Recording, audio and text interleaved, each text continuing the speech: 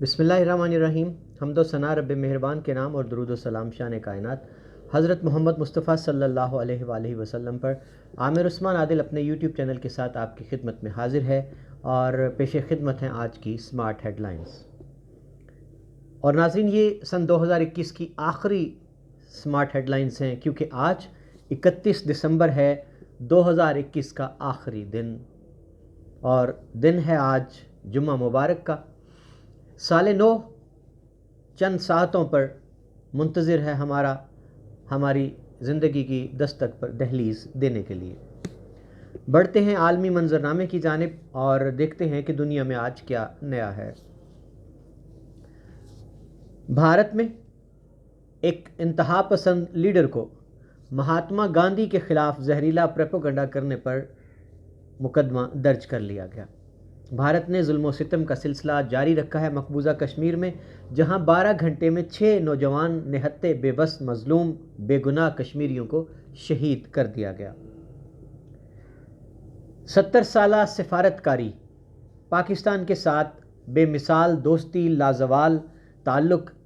China نے اعلان کیا ہے کہ پاکستان کے ساتھ ہماری دوستی لازوال ہے، اور 70 سالہ سفارتکاری کا جشن منانے کے لیے ہم نے 120 مختلف تقاریب کا پلان کیا تھا، لیکن اتنی گرم جوشی تھی دونوں طرف سے کہ یہ تقاریب 120 سے بڑھ کر 140 تک پہنچ گئی ہیں۔ گردوارہ جنم استھان، اس کے ہیڈ گرنتھی سردار رویل سنگھ انتقال کر گئے۔ یاد رہے کہ سردار رویل سنگھ مہندر پال سنگھ، جو کہ پی ٹی آئی کے PK کے MPA بھی ہیں اور پارلیمانی سیکریٹری بھی ہیں، ان کے والد ہیں۔ افغانستان کے لیے پاکستان سے 1800 میٹرک ٹن گندم بیچ دی گئی ہے۔ امریکہ سے مائکرو پروسیسنگ چپ پروسیس ہو کر واپس کراچی پہنچ گئی ہے۔ یاد رہے کہ پاکستانی طلبہ کا یہ کارنامہ ہے کہ انہوں نے یہ مائکرو پروسیسنگ چپ تیار کی ہے۔ یہ ڈیجیٹل سیفٹی اور حفاظت کے لیے انتہائی مؤثر ثابت ہو رہی ہے۔ ایران مشرق وسطیٰ پر رحم کرے اور کشیدگی پیدا کرنے سے باز آ جائے، سعودی عرب نے انتباہ کیا ہے۔ ایران نے اپنا پہلا خلائی راکٹ کامیابی سے بنا لیا ہے۔ مودی پر کڑی تنقید ہے کہ ان کے اسکواڈ میں ایک 12 کروڑ قیمت کی گاڑی نئی شامل کی گئی ہے، بلٹ پروف۔ اس پر تبصرہ کرتے ہوئے کانگریس کے ایک رہنما نے کہا کہ یہ فقیر کچھ بھی نہیں چھوڑے گا۔ امریکہ کا جاسوس طیارہ روس کی سرحدوں پر پرواز کرتا پایا گیا۔ بھارت میں آسام میں ایک کسان شنکر داس کے گھر ایک بکری نے عجیب الحلقت بچے کو جنم دیا، جس کا چہرہ انسان سے مشابہ ہے۔ چین نے امریکہ کو دھمکی دی ہے کہ تائیوان میں مداخلت سے باز رہے۔ انڈونیشیا نے بالآخر روہنگیا مسلمانوں کو اجازت دے دی ہے انڈونیشیا میں داخل ہونے کی انسانی بنیادوں پر۔ یہ تھا عالمی منظرنامہ، بھاری ہے پاکستان کی خبروں کی۔ کل قومی اسمبلی میں بڑا ہنگامہ ہوا۔ حکومت نے 360 ارب روپے کا منی بجٹ پیش کیا، اور اس بجٹ میں گوشت، گاڑیاں، موبائل، کمپیوٹر، سونا چاندی اور مشکل ترین جو ہے وہ فیصلے کیے گئے، نئے ٹیکس لگائے گئے۔ ایوان کے اندر ہنگامہ آرائی ہوئی، بجٹ کی کاپیاں پھاڑی گئیں، اور خاتون جو ہیں رکنی اسمبلی PTI کی، ان کا یہ کہنا ہے کہ مجھے جو پیپلز پارٹی کی MNA ہے شگفتہ جمانی، انہوں نے مجھ پر حملہ کیا اور میری انگلی توڑ دی، اور غزالہ نام ہے جی، غزالہ سیفی PTI کی MNA ہے، وہ زخمی ہوئی ہیں۔ عمر ایوب کو نجکاری کے چیئرمین ہٹا کر شوکت ترین کو یہ عہدہ دے دیا گیا ہے۔ پاکستان کے محکمہ شماریات نے اعداد و شمار جاری کرتے ہوئے کہا ہے کہ 2021 کا سال تبدیلی سرکار کی وجہ سے پاکستان کے لیے مہنگائی کا مشکل ترین سال رہا۔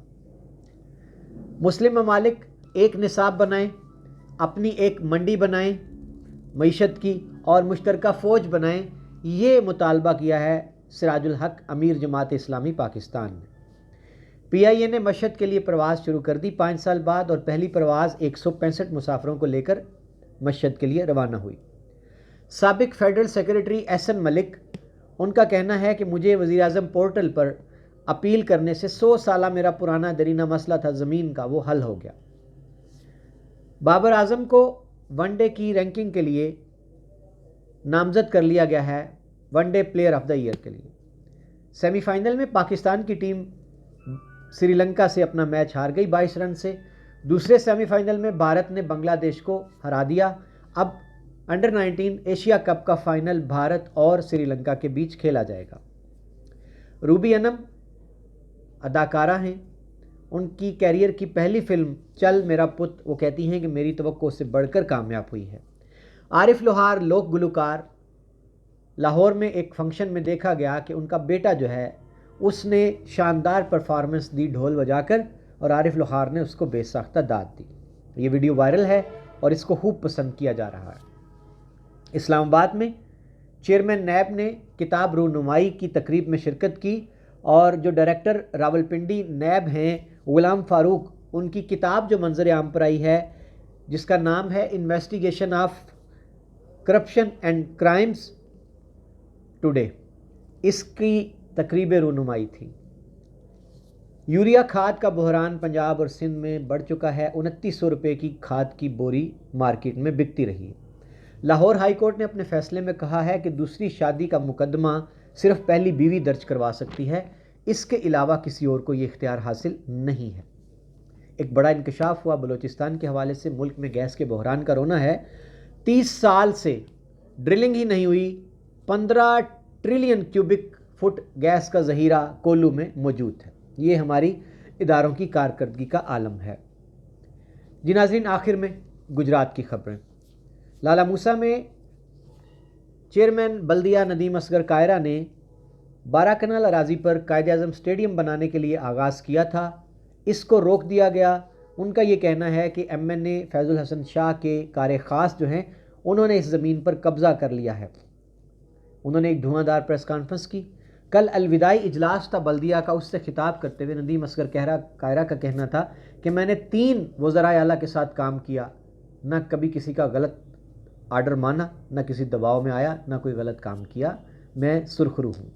ادھر آج سادات گھرانے کے نوجوان چشم و چراغ سید حبیب حیدر شاہ قائد اعظم اسٹیڈیم کے حوالے سے انکشافات کریں گے اور حقائق پر مبنی پریس کانفرنس جمعے کی نماز کے بعد کریں گے۔ لالا موسیٰ بلدیہ کے 2 کوارڈینیٹر سامنے آ گئے۔ پہلے شبیر بھٹی کوارڈینیٹر ہونے کا دعویٰ کرتے تھے، اب نئے کوارڈینیٹر یاسین بٹ کل سے مبارکیں لے رہے ہیں۔ کہا یہ جا رہا ہے کہ یاسین بٹ جو ہے وہ ایم پی اے چودھری لیاقت بھدر کے کیمپ سے ہیں اور شبیر بھٹی ایم این اے کے کیمپ سے ہیں۔ عارف انجم کو تحصیلدار سب رجسٹرار گجرات تعینات کیا گیا۔ اس کے خلاف ایک طوفان ہے گجرات میں پراپرٹی ڈیلرز کا۔ ان کا کہنا ہے جی کہ ایسے کرپٹ افسر کو یہاں برداشت نہیں کیا جائے گا۔ کل گجرات میں معروف صنعت کار الحاج امجد فاروق نیشنل فرنیچرز، جو کہ گلوریا جینز کے مالک بھی ہیں اور وہ پولیس لائزن کمیٹی کے CPLC کے چیئرمین بھی رہ چکے ہیں، کل افتتاح تھا۔ انہوں نے ملک کی معروف چین cash and carry Imtiaz super store کا افتتاح کروانا تھا۔